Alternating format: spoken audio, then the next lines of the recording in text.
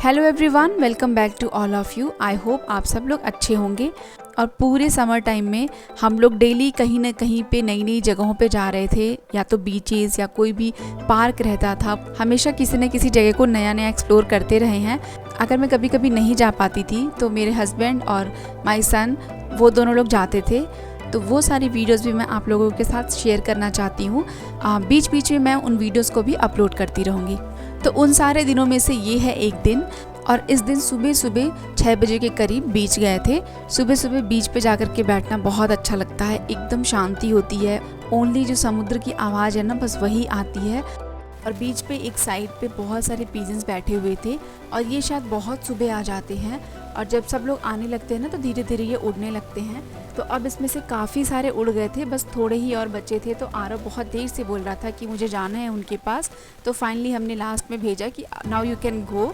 और जब ये उड़ के जा रहे थे तो बहुत सुंदर लग रहे थे। आपने देखा ना वीडियो में, पहले वो सीधा उड़े, फिर बीच की तरफ गए, फिर टर्न लेकर के पीछे की तरफ चले गए। तो बहुत अच्छा लग रहा था देखने में।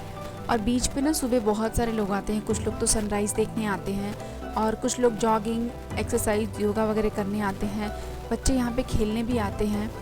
तो ना ये बहुत पीसफुल सा प्लेस लगता है। कुछ भी ना करो, जस्ट आकर के चुपचाप यहाँ पे बैठ जाओ तो बहुत अच्छा लगता है बच्चों को खेलने के लिए। और बच्चों को खेलने के लिए तो ये बहुत बेस्ट प्लेस होता है, क्योंकि बच्चों को पानी, मिट्टी, सैंड, ये सब चीज़ें बहुत पसंद होती हैं।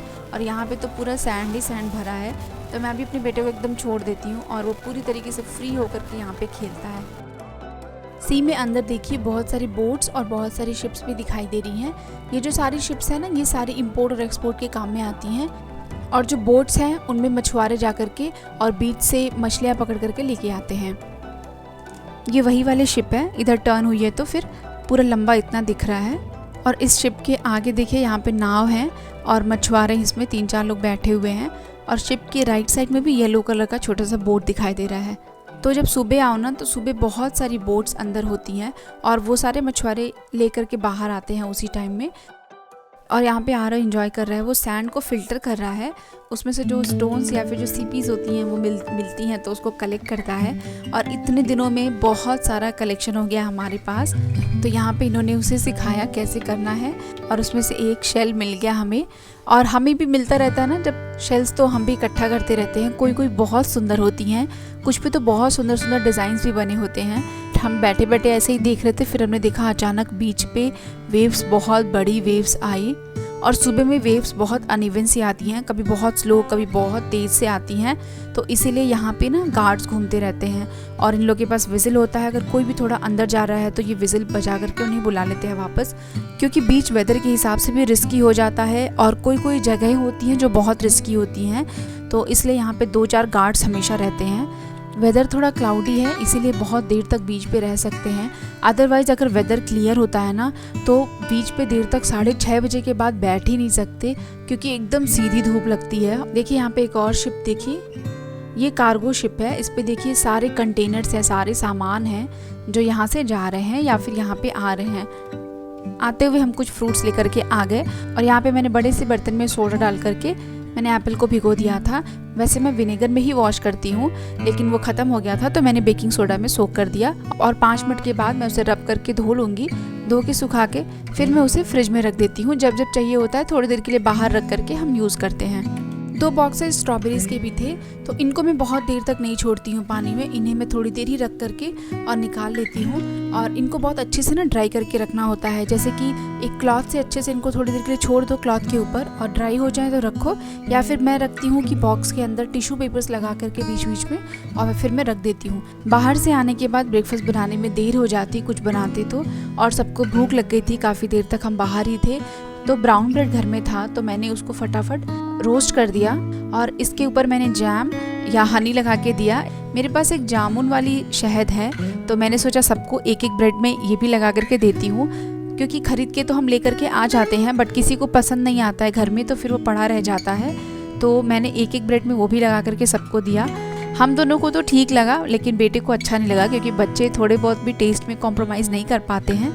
लेकिन अब ना बहुत सारे फ्लेवर्स वाले भी हनी आने लगे हैं। अगर आप चाहें तो आप उन्हें भी यूज़ कर सकते हैं। और ये जो हनी है ये यहाँ के एक ट्राइबल एरिया से हमने लिया था, और जो कि मतलब प्योर, काफ़ी प्योर लगता है। अब पता नहीं कितनी मिलावट है, लेकिन काफ़ी टेस्ट में भी अच्छा लगता है। तो ये एक प्लेन हनी है और ये है जामुन वाली हनी। तो मैंने एक एक ब्रेड में सबको वो भी लगा करके दे दिया। स्ट्रॉबेरीज भी साफ़ हो गई हैं, अब इन्हें भी मैं इसमें से निकाल के धो के रख दूँगी। उसके बाद ये 2 कैप्सिकम भी थे, इनको भी मैंने तुरंत धो दिया। कैप्सिकम को मैंने देखा है अगर भिगो के रखो ना तो बहुत जल्दी ख़राब हो जाते हैं, तो मैं इनको ना तुरंत ही धो करके निकाल लेती हूँ। लंच में आज हम लोग बना रहे हैं काश्मीरी पुलाव। तो काश्मीरी पुलाव बनाएंगे मेरे हस्बैंड।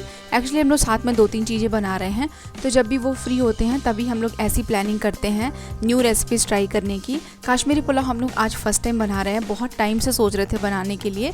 और जब भी हम लंच थोड़ा हेवी बनाते हैं, कुछ नई चीज़ें बनाते हैं ना, तो ब्रेकफास्ट हम बहुत लाइट रखते हैं। तो काश्मीरी पुलाव के लिए बहुत सारे वेजिटेबल्स चाहिए होते हैं। मैंने वेजिटेबल्स सारे चॉप करके रख दिए हैं, और प्याज को एकदम पतला पतला काट करके प्याज को भून करके और निकाल के रख लेना है। तो ब्राउन ऑनियंस आप चाहें तो पूरा डीप फ्राई भी कर सकते हैं, हम भी डीप फ्राई कभी कभी करते हैं, लेकिन आजकल हम थोड़ा सा ऑयल डाल करके इसी बर्तन में थोड़ा सा इसे फ्राई करके और निकाल लेते हैं।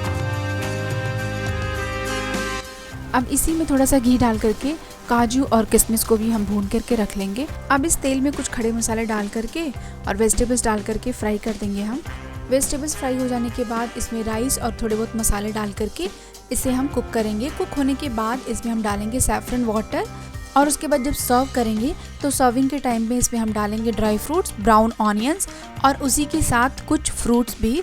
और फ्रूट्स को हम शुगर सोल्यूशन में कुक करते हैं तो वो बहुत स्वीट हो जाते हैं। रॉ फ्रूट्स नहीं डालते हैं इसमें। आप वो फ्रूट्स कैंड वाले भी यूज़ कर सकते हैं या फिर आप घर में खुद भी बना सकते हैं। तो हमने तो घर पे ही बनाया था। ये बहुत अच्छा और टेस्टी ऑप्शन है किसी भी ओकेजन के लिए, जो छोटी मोटी पार्टी होती है घर में या फिर बच्चों का बर्थडे होता है तो उस टाइम पे इस रेसिपी को बना सकते हैं। तो ये था आज का व्लॉग। आई होप आप लोग को अच्छा लगा होगा। Thank you so much for watching. Bye bye and take care.